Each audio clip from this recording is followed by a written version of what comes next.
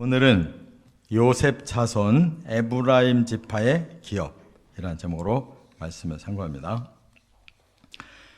앞에서 유다 지파의 기업을 상고했는데 이제 하나님이 그 다음 중요한 지파가 어디냐?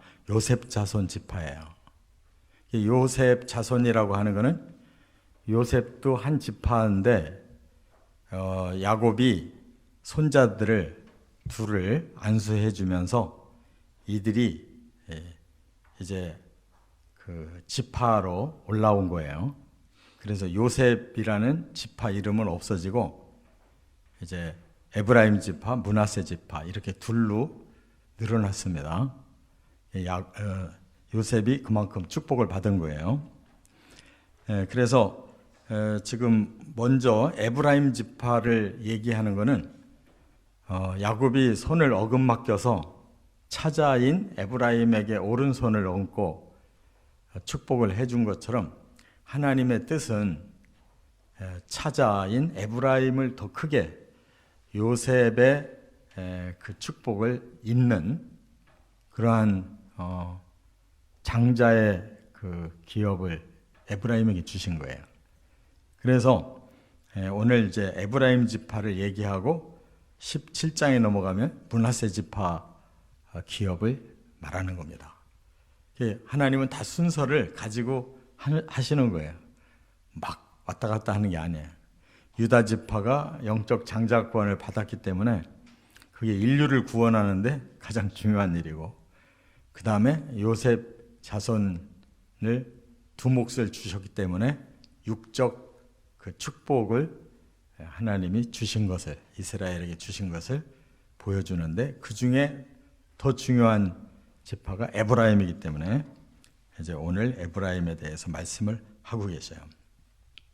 자, 그렇다면 이제 오늘 이 요셉 자손에게 줬다는 것을 먼저 말씀하고 그 다음에 에브라임 지파 기업이 어디냐까지 말씀했어요. 그 다음 17장으로 넘어가면 이제 므낫세 기업은 어디까지냐 이렇게 아주 체계적으로 말씀을 하고 있다는 겁니다.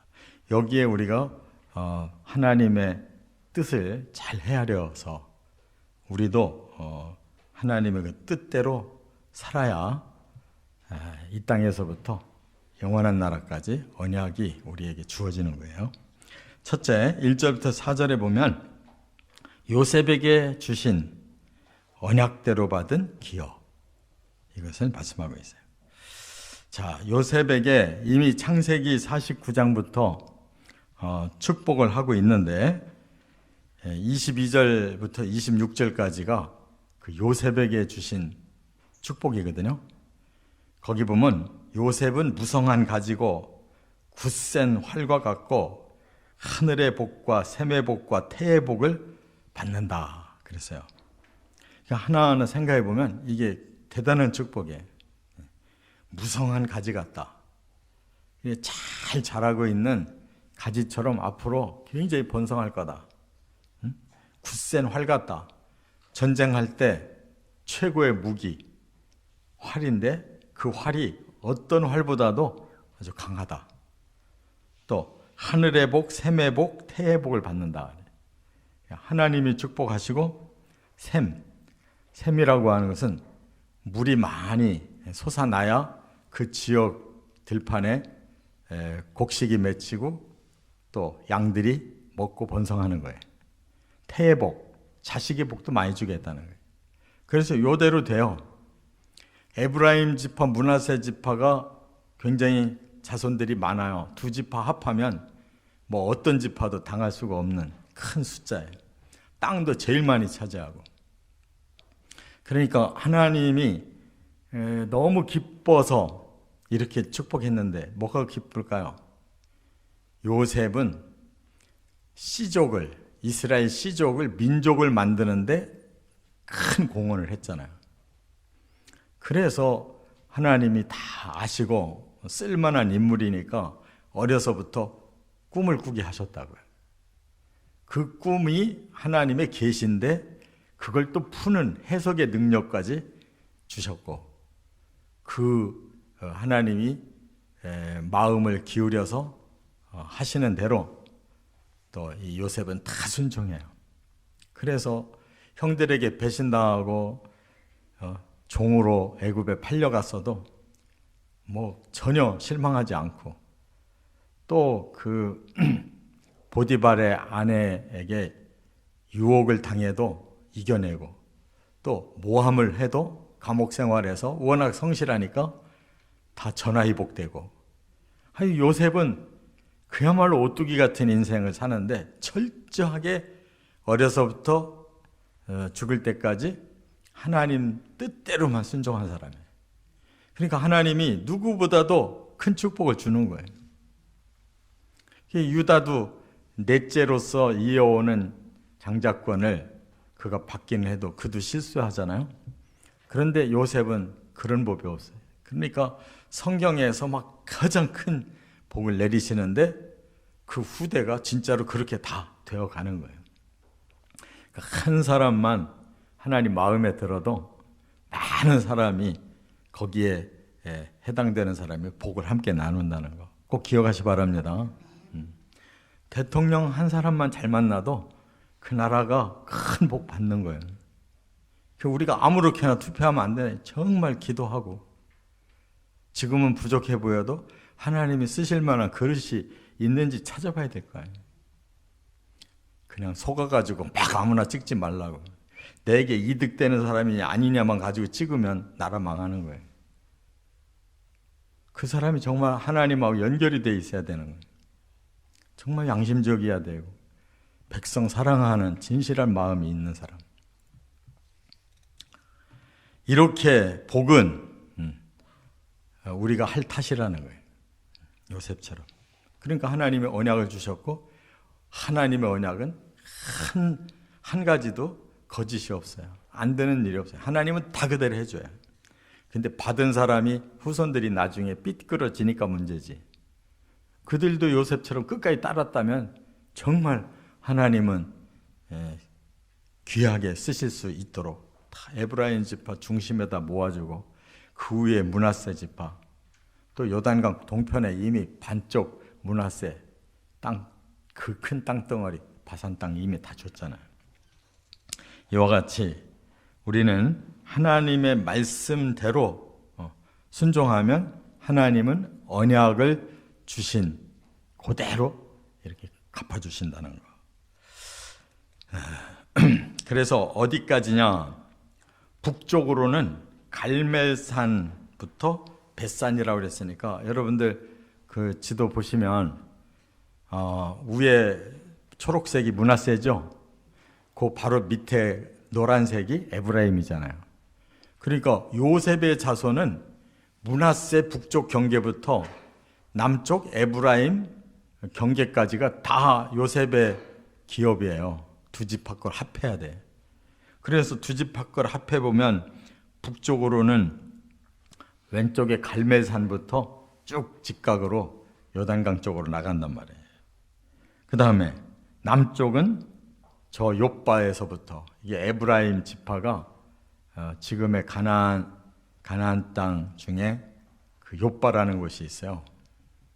그 가나지구 바로 위에, 거기서부터 오른쪽으로 사해까지 쫙 나간단 말이에요. 또 서쪽 경계는 지중해, 오른쪽 동쪽 경계는 요단강. 그래서 이스라엘 나라가 남쪽으로는 유다가 다 차지하고 북쪽으로는 요셉이 다 차지하고 있잖아요.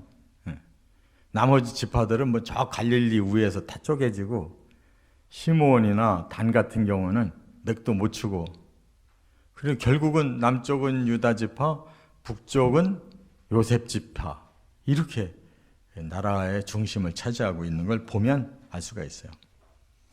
두 번째, 5절부터 9절까지는 에브라임 지파가 받은 기업을 말씀하고 있는데, 이제 에브라임에게 대해서는 창세기 48장 5절에 이미 힌트가 나와요.